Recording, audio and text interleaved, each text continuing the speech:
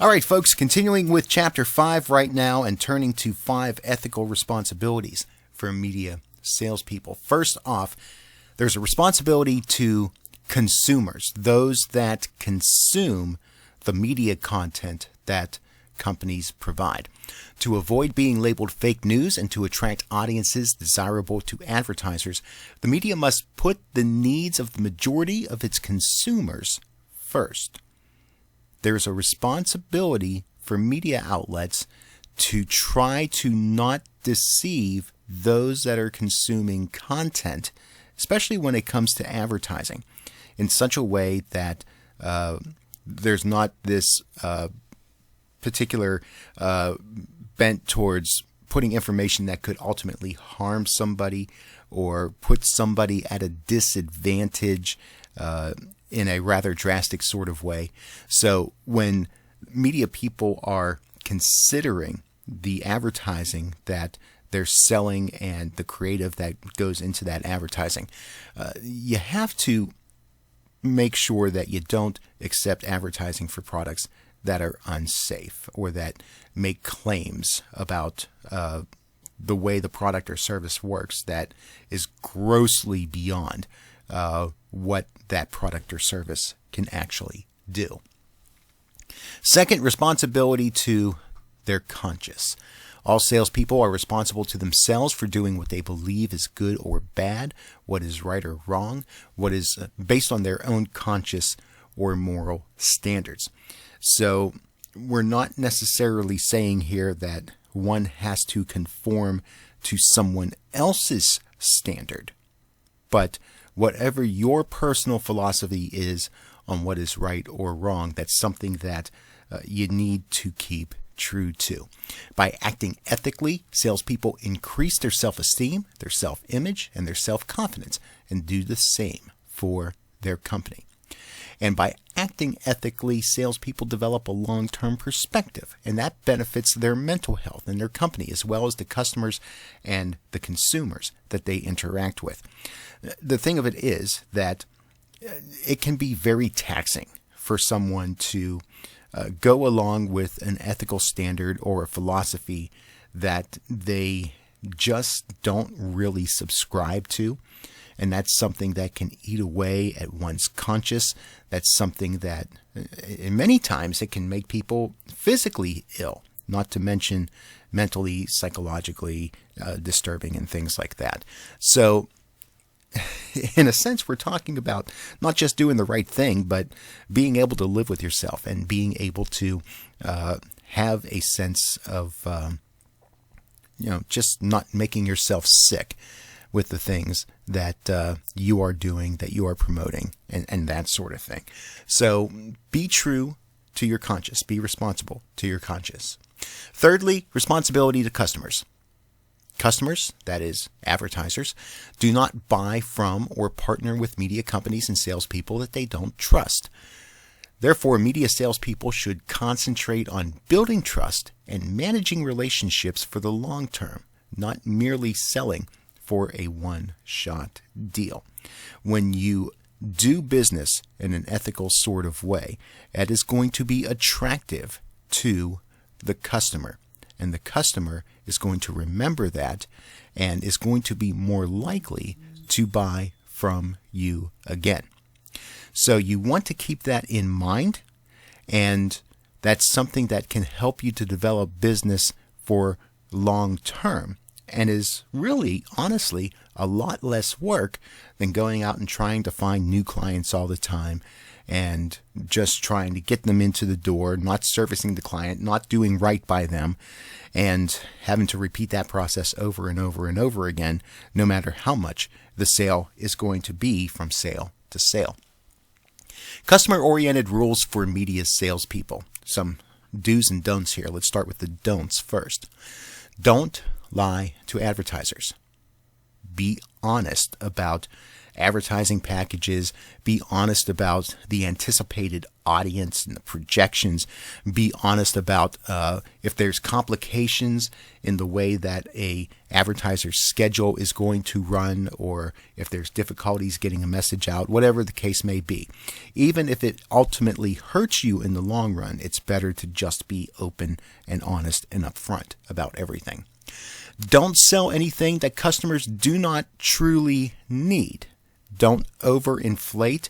Don't have them spend lots of money on things that really aren't going to be worthwhile in terms of what will actually deliver results for them, in terms of making them spend money that maybe as a business they can't truly afford and may not be necessary to get the results that they need. Don't allow clients to feel like they lost in a negotiation.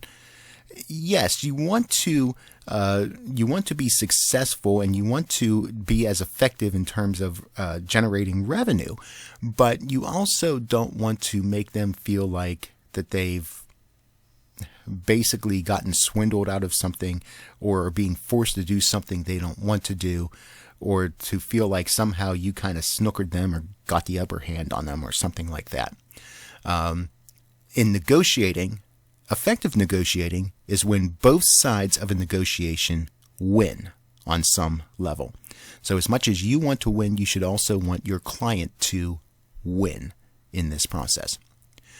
Don't be unfair to advertisers. Again, give them what they need, give them what they can afford, give them what's going to be effective. So again, don't sell something to customers that they cannot afford, because it's not going to be beneficial to them in the long run. It's going to put them at a disadvantage, and they're most likely not going to have the money to buy again if they bought the first time and it was too expensive. Also, don't use bait and switch tactics. Don't promise one thing and then wind up delivering something completely different. Don't lead them to believe they're going to experience one particular thing, and then it winds up not being what it was that they anticipated. Don't recommend or accept advertising that is in bad taste or that will harm a client's image. So we're looking at this both from the aspects of creating content that might give the advertiser a bad reputation. Also, not creating content that when a viewer, a listener, takes it in, that it's offensive to them. That's just wasted money in advertising and can actually hurt an advertising client more than it helps them. Don't accept false or misleading advertising. It not only looks bad on the client and gives them a bad reputation, it gives you as a salesperson and you as a media company a bad reputation for putting junk out there that is faulty or misleading. And don't give kickbacks. What we mean here is don't do deals in such a way where there's hidden incentives to an advertising client, or to somebody else for that matter, that is not written down on purpose, that is not fully disclosed to the company that you are selling for. Those sorts of things can be illegal and can get you in a lot of trouble. So those are the don'ts. Let's look now at the do's. Do represent your clients. Publish the best possible advertising for their clients and try to get the clients the best, fairest deal that they are entitled to. Do right by your clients when you put together sales orders and contracts. Do keep privileged information confidential. Customers have a right to assume that salespeople are experts whose recommendations are given with their customers' best interests in mind. When you're talking with sales clients, you may have the opportunity to learn some proprietary information from the business owners and from the managers of businesses. And especially if you're in a situation where you may be dealing with several clients that are within the same industry. You know, say for example, in when you're talking about possible advertising campaigns, say you're talking with Burger King and they tell you about a brand new sandwich that they're going to come out with, and they believe it is going to be just the absolute thing that is going to bring them up and give them the advantage in the fast food world. But then you also have a client with McDonald's. You don't go to McDonald's and tell them what you learned from Burger King. You just don't do that.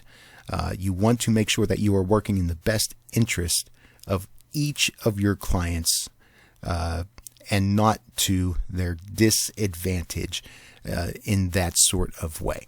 So make sure whatever you're told in confidence is kept in confidence. Finally, under promise.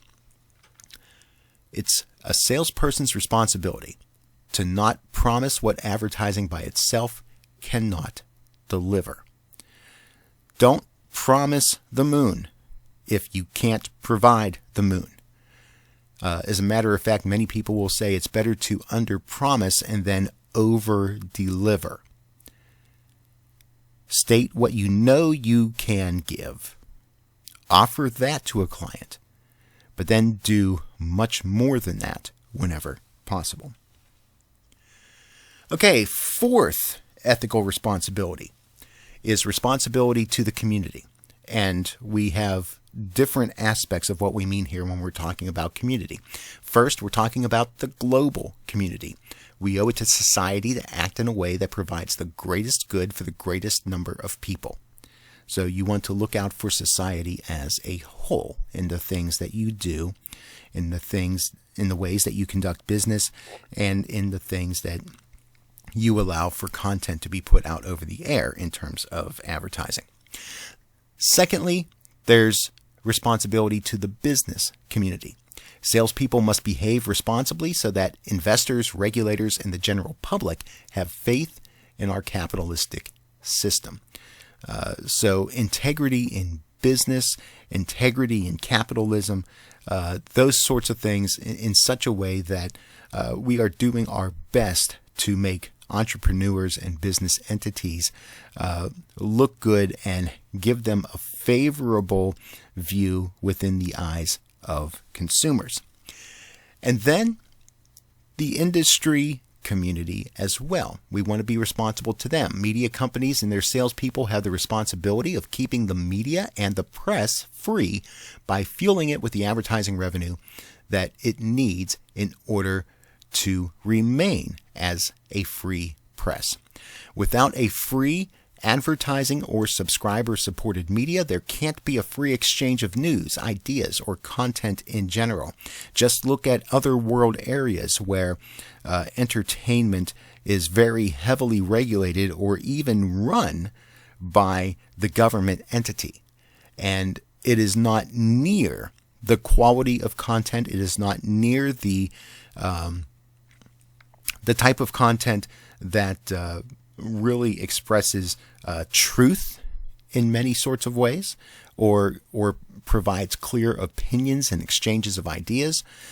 So we need to, as much as possible, keep the integrity of the business capitalist system. We need to keep that forefront. Control by a certain class or sect of people or by the government just means that we don't have that exchange of free ideas. So don't abuse what really is a privilege for us in our society in making sure that there is value in that freedom of speech. Also, in terms of community, we're looking at the local community. The local media must first serve their communities, for without local support, local media cannot thrive or even exist. Remember that broadcast media are given licenses based on their promise to serve their communities. Especially when we're talking about traditional media, there is still this paramount principle of serving the local interest, serving your local community. So you want to look out for the best interest of the geographic area that you serve, the people and the communities and the towns in that area, and do what is right by them.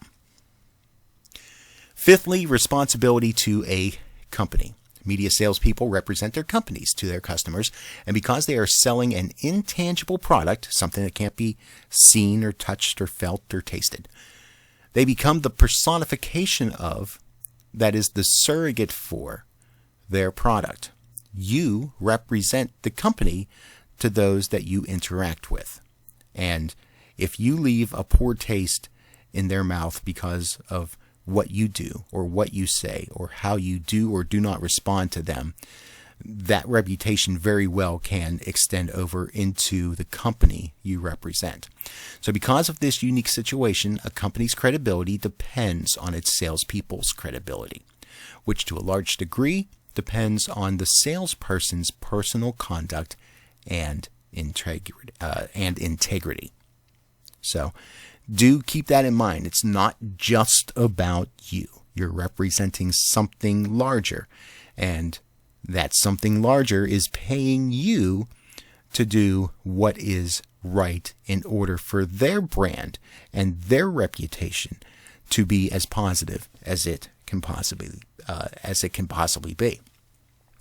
There's times when the responsibility to a company to generate revenue can come into conflict with a salesperson's duty to his or her customers, or to his or her conscience, to the various communities, because even though we do want to represent and protect as much as possible the reputation of a company, sometimes a company doesn't have much of a reputation to uphold, and does things in such a way that it really does not benefit us in that way. Whenever those conflicts occur, salespeople should remember the hierarchy of responsibilities and that their company is at the bottom of that hierarchy. This is to say that when you do come into conflict with your own personal morals and values compared to that of the company that you work for, there is no shame in upholding your own personal standard. Now, there may be consequences for that. It's possible that the company may pressure you and may threaten your job or the status of your job, or punish you in some other sort of way. But you kind of have to make that decision for yourself as to whether you are going to, quote unquote, toe the company line or do what you believe is right and good. And that's a decision that only you can make. If advertisers trust salespeople and their companies, most advertisers will pay higher prices for better service from these trusted partners. High reputation will beget higher satisfaction from customers and higher loyalty from customers to the salespeople that they interact with. So that is something to keep in mind as well. Again, these things take time and investment, and sometimes they require a certain amount of work, and more work than just taking the easy way out. But it is more often than not going to be more beneficial, not just from your own personal moral standpoint, but ultimately a financial standpoint as well. So let's do an ethics check. 3 questions that are good to ask whenever it comes to dealing with these sorts of things. First off, is what you're trying to do legal? This should be interpreted broadly to include any civil or criminal laws, any state or federal regulations, any industry codes of ethics, any company policy. Is what you're trying to do actually a thing that you should be doing, and that there's some written form of status that says that you should or should not do a certain thing? Secondly, is it fair? Is it rational as opposed to emotional? Is it balanced so that there's no big winners and big losers? Again, when you deal with negotiating, it's that idea that everybody wins, and that's how we should look at business transactions in general. Is it fair to everybody? We're considering the consumer that's being advertised to. Is it fair to you as the salesperson? Is it fair to the advertiser, to the client? Is it fair to the community? And is it fair to the company that you work for? Is it fair? And then thirdly, what does your conscience say? According to your personal moral standards, Is what you're doing okay? You're going to be able to go to sleep at night with a clear head? That is an important question to ask as well. Now, transparency. Transparency is closely related to ethics because both concepts depend on being honest and having integrity. You don't have to hide something when it's out in plain sight. And if it's out in plain sight for everybody to see, there's no use in hiding anything. There's no value in it. There's no benefit to it. Transparency is being completely open about how you do business. It's being completely honest. When trust between two businesses or industries vanishes, handshakes are replaced by restrictive and complex contracts. The only people who benefit from such contracts are the lawyers who draw up the contractual agreements. Think about the times that you read terms and conditions on just about anything, and how sometimes there is some rather intricate legalese that comes along with those sorts of things. The lengthier a contract is, the wordier that terms and conditions are, the less trust that there is that's established there. That's not to say that business should be done by a handshake, but the premise of the fact that we could do business by a handshake should be there in such a way that the legal ease really is a formality. If we're truly looking out for each other's best interest, the paper is just that. It's paper. And everyone's going to do their best to abide by what is good and what is right. And the paper is there more as protection. But when we have to do business in such a way that we don't trust anybody and we lean on that paper, then business becomes more and more difficult and we have to question everything that we do. But if we're starting on the right footing and we're looking out for what is right and what is in the best interest of others, there's less questioning that has to happen. So that's going to do it. That's chapter 3. I'm sure there'll be some interesting discussions here about what you believe is good and right, and perhaps some stories about things that you didn't feel things were good and right by you. And we can talk about those things and how that impacts us, whether it's in the world of sales or even just in the world of creative, in putting messages out there for audiences. Thinking about those things. We'll have that discussion when we get together for class.